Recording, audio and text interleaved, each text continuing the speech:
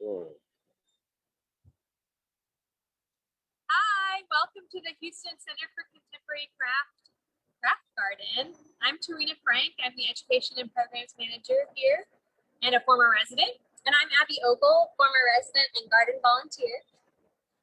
So both of us have a pretty intense interest in gardening aside from our day jobs. At home, my husband and I love to garden edible foods, and that always trickles into what we're growing here.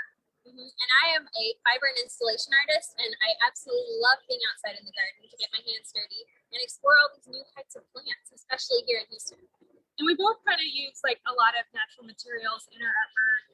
And we're always experimenting with what can be grown, what can be used in our art. So it's pretty fitting for us to both give you a quick tour of what we've got here. Yeah, it's pretty awesome.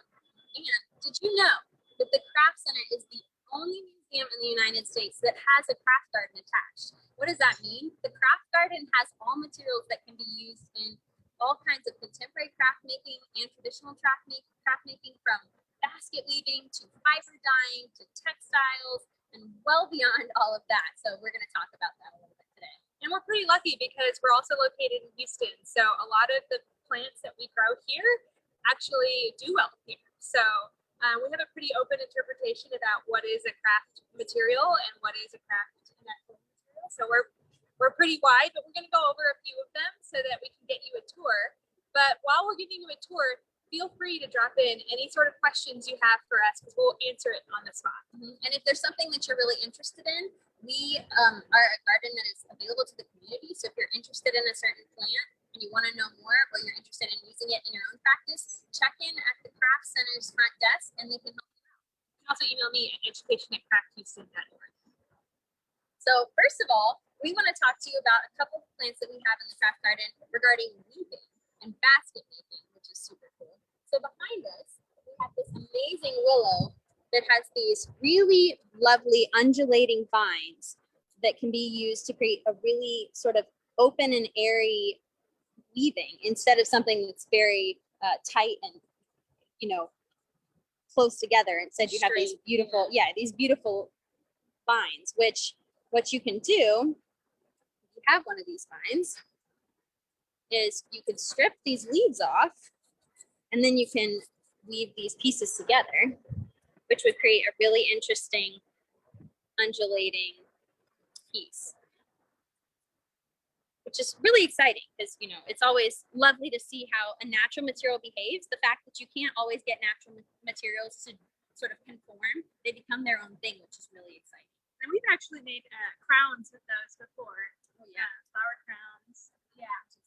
And there's my mini basket example here.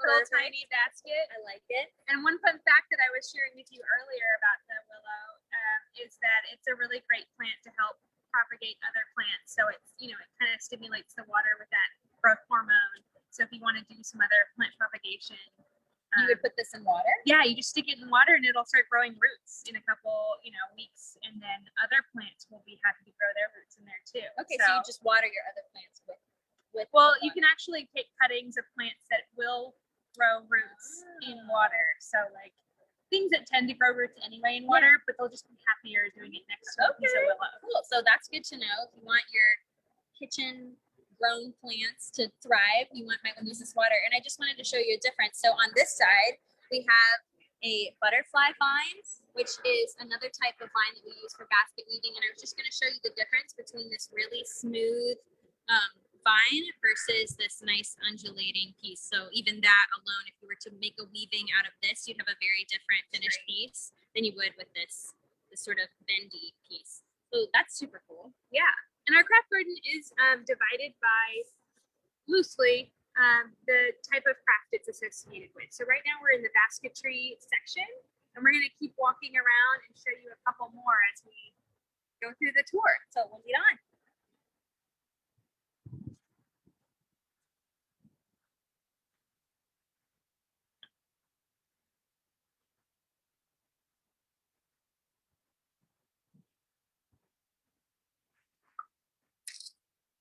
The Turk's cap, it's actually a type of hibiscus and edible flowers.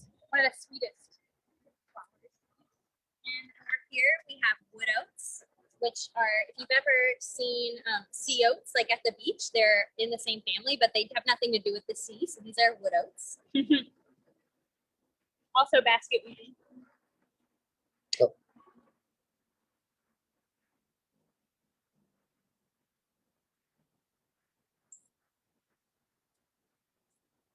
And our last basket weaving plant that we're going to talk about is vetiver, which actually the way that you weave with these is using the roots, which we can't show you right now because we don't want to disturb the plant. But instead of using these long blades of grass that you would think were something you could use for, which I'm sure you could if you felt so inspired, you can also use the roots of this plant to weave something, which is really cool. And it's got a fantastic smell. So if you've ever heard of vetiver essential oil, I definitely love using that in my soap making process.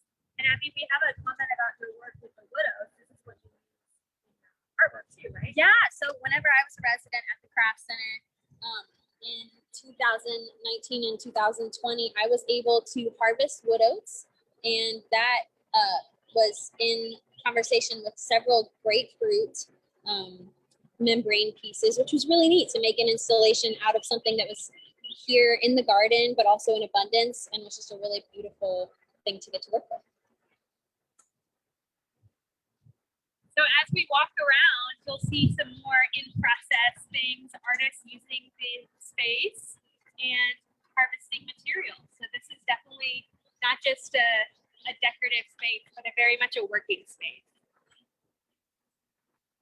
Our current resident artist is using this space here to do a paper mold and decor. He just did a pour, so it's gonna be a beautiful piece of paper when it's all dry. You can actually visit her studio and see this piece. So next up, we're going to talk about paper making, which is something that we have several materials for. Not only in the craft garden do we have the material that you may have heard of to make paper, papyrus, but we also are using, we also grow this plant, which is the pith paper plant, which is not your traditional means of making paper. It's actually how you make the paper is by taking the core, the stalk, which usually this pith paper is about this tall, and because of the freeze that happened, we had to cut it all back, but we have new life coming, which is so exciting that not only are those adversities the only thing that stopped the garden, like it always comes back, it's very resilient. But the way that pith paper works is there's a center of this stalk that is really like styrofoam. It's very thick, it's this white center. And what you do is using a very sharp razor blade, you shave it so that it creates this styrofoam piece of paper, essentially. Not the same kind of paper that you just use an ink pen on, but this really beautiful, ornate, soft. It's its own craft in itself. There's a whole group of people who probably know how to carve this, how to use it in paper making, but it's definitely one of our different kinds of paper making plants. And actually, in paper making, you can incorporate almost any kind of plant. So it's pretty open-ended. You know, we have things like our banana leaves and all those things can be used in paper making. In fact, we have a paper making workshop happening on the 22nd of May with Hung, and we're going to be incorporating all kinds of fun materials, and there's no limits to what you can put in that paper. Yeah, so you don't want to miss out on that workshop. Like, oh my goodness. There's only one spot left, so whoever wants to join. Well, hurry, get on that. Oh my word. Okay, well, we'll keep walking. We'll show you a couple more cool things in the plant and the paper making department.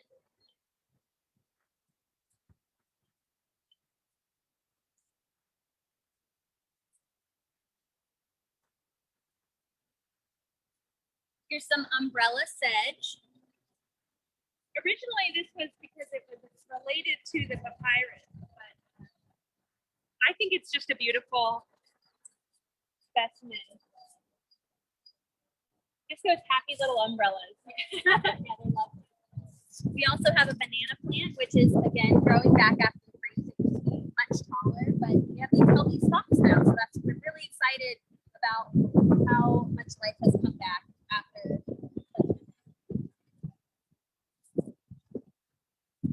And it makes yummy bananas.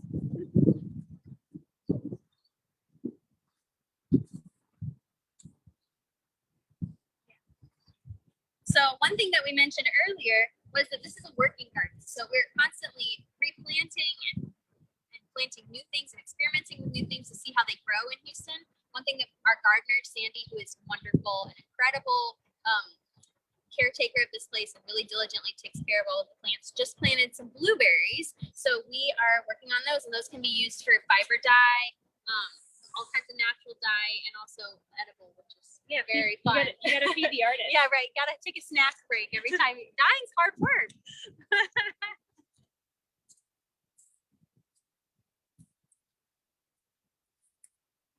Different kinds of ginger.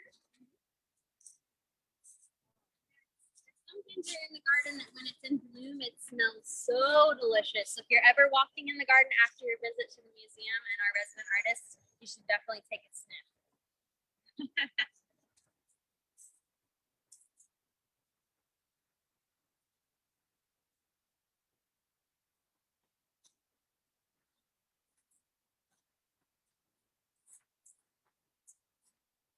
So this is our bed of lamb's ear, which is, oh my goodness, such a fantastic plant. It not only smells delicious, but it's so soft. Oh, I haven't smelled it yet. Oh yeah, you can kind of rub the softer leaves and then you can smell your fingers. It's a bizarre smell, but it's One of the most, textile or tactile leaves for sure. We always bring our craft camp out here to enjoy for lunchtime, but also to come carefully harvest some specimens to include in some of their artwork. Yeah. So it's definitely one of the kids' favorites. And one thing that's really cool about this bed that we're looking at right now is that a lot of the plants make for really fantastic flower prints. So if you were to take a piece of paper and then press flowers into that paper and then cover it again with a washcloth or something, you could use a mallet to press the flowers, which is really just pounding all of the pigment out of it until it is released like a stamp on the paper. And it becomes this really incredible mirror image of the flower, which is just lovely. We've also used a lot of these plants in eco printing. We've done sun prints with cyanotypes. We've used these for flower pressing. So I think the garden has provided a wealth of material. And that's part of it that's really cool too, is that even though a lot of these materials can be used for traditional craft, they can also be used for exploratory projects as well. Like there's no end to the amount of things that you can do with this stuff, and that is really an awesome opportunity. It grows right here. So we have a question from the audience. Yeah. Do all the HCC residents use the garden products in one way or another while they work there? It's not a requirement. It's definitely an option, and it's primarily like first serve for the residents. Yeah. So if there is a resident that is interested in using it in their work, we try to give them, first priority in using it in their work. But it's not a requirement. But it being right here as a resource, people always end up in here and end up using something, in their work here or there. So yeah. I know whenever I applied to be a resident, which you should all do when it rolls around next year, it's such an incredible opportunity. Whenever I applied, that was something that I was really drawn to. I'd never been to Houston actually, and I reached out to learn more about the craft garden and was just amazed about the way that it was cared for and also the opportunity that came with learning about new plants. And not only that, but as someone who wasn't from Houston, to come in and learn about some plants that grew here natively, that wanted to be here in the climate, and like what that taught me about this place and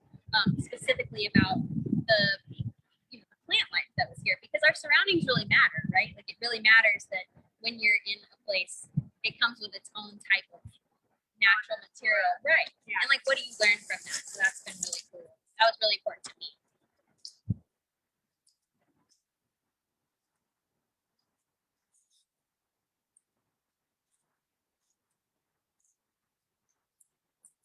There's all kinds of cool, beautiful, you can zoom in on these guys. They're fantastic. They have these incredible different. These are really great for flower pressing. I just did a whole flower pressing tutorial, and I used a bunch of these, and they were really successful. And they're just gorgeous. Like, look at the wheel around. I believe these are called fire wheels. And they are so neat how the petal itself is just so many different colors. Like how cool is that?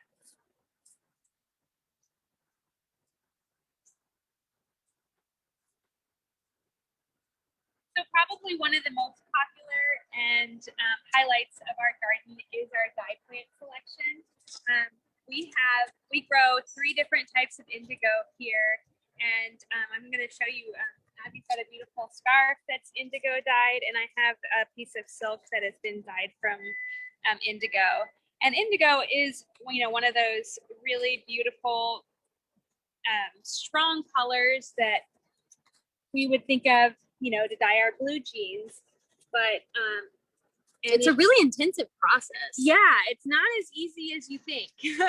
So we do have some resident artists who've actually done the whole process of extracting the chemicals from the leaves.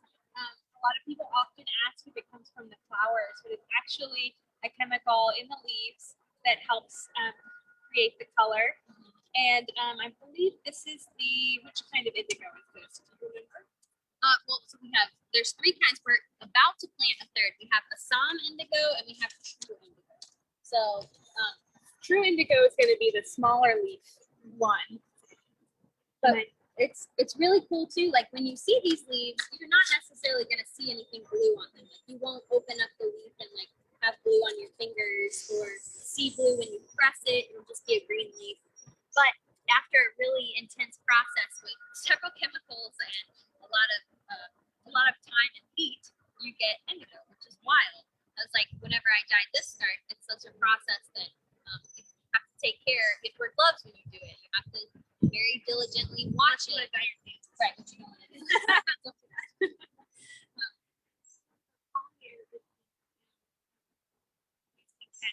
Butterfly, yeah. Come look at this guy.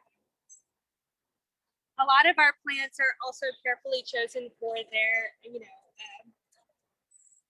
native and attracting pollinators here. We do have our own beehive on the roof of the craft center, and we actually get to harvest honey.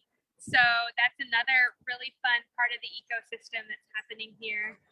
We don't always get to, visit the roof of the garden, but they're here and they are pollinating all of these beautiful flowers. So we're providing some nectar for them and some honey for us. Which is important. We were talking about that earlier. Like, it's hard to grow plants sometimes in Houston. Like, if you live somewhere that's an apartment that has a balcony or something. So, what do you suggest people do if they how do they take care of their plants if they're wanting to grow something but they don't have pollinators? What? Do you have any suggestions for that? If you're on a balcony, you're kind of limited, but you always trying to work with the environment as opposed to against it. I think a lot of people are really fascinated, or their primary instinct is probably to grow things that you find in the grocery store. But if you really work with what already works well here, then you're going to be a little bit more happy and have a little bit more easy success with your first round of gardening. And it depends on what your goal is.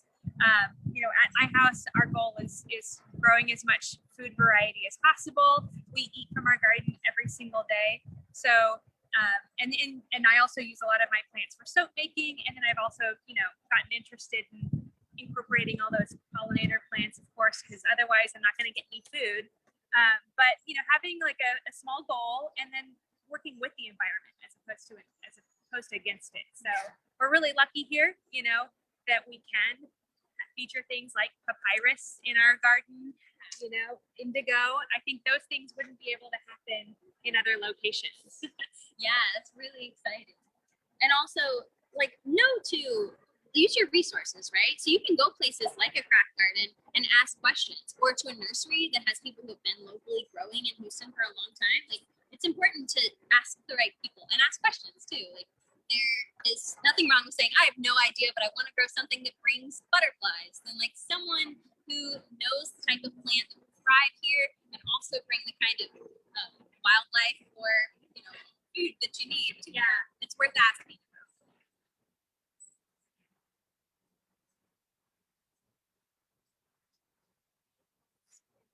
Yeah, you'll see here's some more indigo. Now this indigo actually has a flower, And like we said, put that in there. The indigo doesn't actually come from the flower, it comes from the leaves, but it's really neat to see these beautiful blossoms. And to get like enough dye to dye just this little piece of fabric, we would need like a ton. The whole bush. Like we would have to cut down the whole plant. So if you really think about that, that's something that you know, a lot of labor and a lot of experimenting would be involved in having to figure out that whole process. Yeah. Well, that's something that's really fun about natural materials too, is that they're ephemeral, which means that they won't last forever. And they also are, there's a lot of variance in them. So whether you're using a variation of a plant or you're trying different methods of things, it's an experiment, right? So you might think like, oh, it's not quite 1 + 1 = 2, where you just know that every time you're going to get the same result. A lot of times it's something very different, and it's really cool to explore. Dyeing is definitely the #1 thing. You can just get into a rabbit hole with it. So, and another thing that we have, so a lot of the materials in the craft garden can be used for dye. And another one that we have is also turmeric, which is really cool. And our turmeric plant right now is just growing back. So we'll show you some of that. And we'll talk a little bit about the freeze too.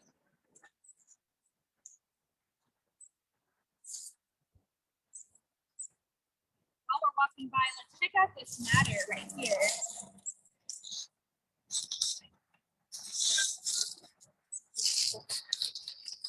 That's not it. It's this one right here. Yeah, this is the Texas star hibiscus, and it's just mixed in there. But the madder actually comes from the roots of this plant. So again, you know, you wouldn't necessarily associate this beautiful pink and red with this color, with this plant. It's kind of surprising. It's so amazing. And you can get such a range of reds. Mm-hmm. I haven't done as many dye experiments with madder. Yeah. One other plant that we have in the craft garden that is really good for dyeing is pokeberry. So we have, right now the berries are not their full ripe, yet ripe, but that's, I'll show you some of those. So those are really cool, but those are also poisonous. So a lot of this also, you do want to wear gloves and you do want to experiment, but you also want to know about the plant before you just start boiling things. I didn't know that was poisonous. Yeah, so don't eat it. So I'll show you the pokeberry too. Coreopsis is definitely a great yellow. Oh yeah.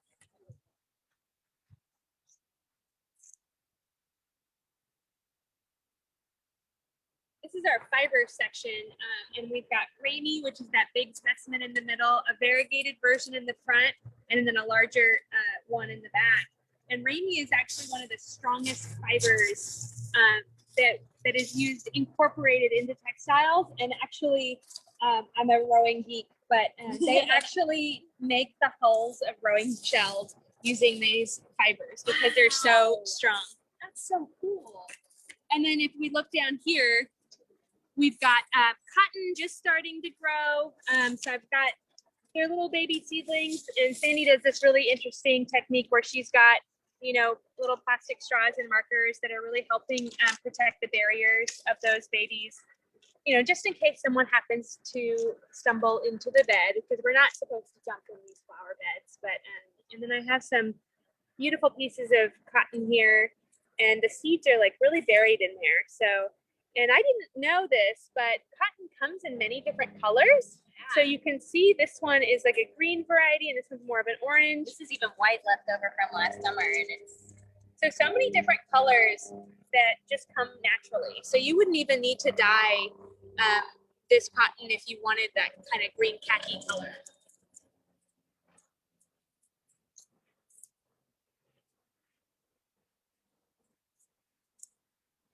lots of different variations of the cotton. Let's go see those pokeberries. Yeah, that sounds great.